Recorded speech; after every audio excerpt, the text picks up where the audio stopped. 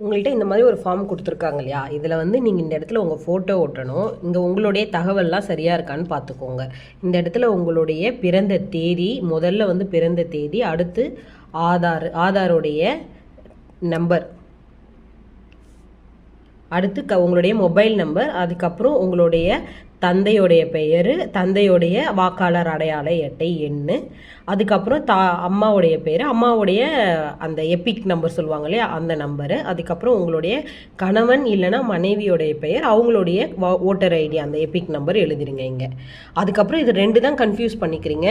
ஒருவேளை அந்த பழைய எஸ்ஐஆரில் நீங்கள் வந்து உங்களுடைய நேம் லிஸ்ட் இருந்தது 2002 இல்லை 2005 நீங்கள் ஓட்டு போட்டுருந்தீங்கன்னா உங்களுடைய விவரமே இதில் எழுதிடுங்க. இல்லை அப்படின்னா உங்கள் தாயோ இல்லை தந்தையோ வந்து தாத்தா பாட்டி இங்கே 4 பேரில் யாராவது ஓட்டு போட்டிருக்காங்க, அவங்களுடைய பெயர் அதில் இருக்குது அப்படின்னா நீங்கள் வந்து அவங்களுடைய தகவலை இங்கே வந்து ஃபில் பண்ணிவிடுங்க. இதில் வந்து அவங்களுடைய தகவல் ஃபில் பண்ணுறதுக்கு அவங்க பேர், அவங்களுடைய ஓட்டர் ஐடி நம்பர் இருந்தால் போதும். அவங்க உங்களுக்கு என்ன உறவுமுறை, எந்த மாவட்டம், எந்த மாநிலம், எந்த சட்டமன்ற தொகுதி பெயர், இதுதான் நீங்கள் எழுதணும். இதில் உங்களுக்கு இந்த 4க்குலாம் வந்து உங்களுக்கு கன்ஃபியூஸ் ஆகும். இந்த 4உடைய டீட்டெயில்ஸ் வந்து அவங்களுடைய ஓட்டர் ஐடியோடைய அந்த எபிக் நம்பர் சொல்கிறாங்க இல்லையா, அதை வச்சு எடுக்கலாம். அதை எப்படி எடுக்கிறது அப்படின்றத நம்ம பெரிய வீடியோ போட்டிருப்போம். அந்த வீடியோடைய லிங்க் வந்து நான் டிஸ்கிரிப்ஷனில் அந்த ரிலேட்டட் வீடியோவில் கொடுக்குறேன். அதில் 10வது செகண்ட்லேருந்து 10வது மினிட்லேருந்து 10 to 12 மினிட்டில் வந்து இந்த டீட்டெயில்ஸ் எப்படி எடுக்கிறதுன்னு நான் சொல்லியிருப்பேன். நீங்கள் அதை போய் பார்த்துக்கோங்க. அதுலேருந்து அந்த டீட்டெயில்ஸ் எடுத்து இதில் ஃபில் பண்ணி கொடுத்துருங்க.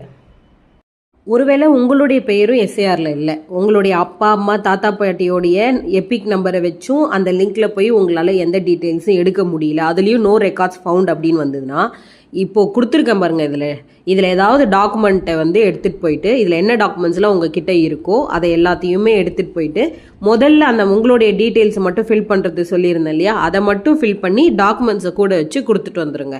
இதனால் எதுவும் போட்டு கன்ஃபியூஸ் பண்ணிக்க வேண்டாம், அவ்வளோதான். அதே மாதிரி இன்னைக்கு வந்து நிறைய இடங்கள்ல வந்து அதுவும் குறிப்பாக விழுப்புரம் மாவட்டத்தில் சனி ஞாயிறு கிழமையில வந்து இந்த வாக்காளர் பட்டியல் சிறப்பு தீவிர திருத்த முகாம் வந்து நடக்குது. இன்னைக்கு இது வரைக்கும் நீங்கள் கொடுக்கல அப்படின்னா எடுத்துகிட்டு போயிட்டு அங்கே கொடுத்துட்டு வந்துடுங்க. உங்களுக்கு அங்கே ஏதாவது டவுட் இருந்தால் அங்கே இருக்க பிஎல்ஓ கிட்ட கேளுங்க, உங்களுக்கு தகவல் கொடுப்பாங்க, முடிச்சு கொடுத்துருங்க.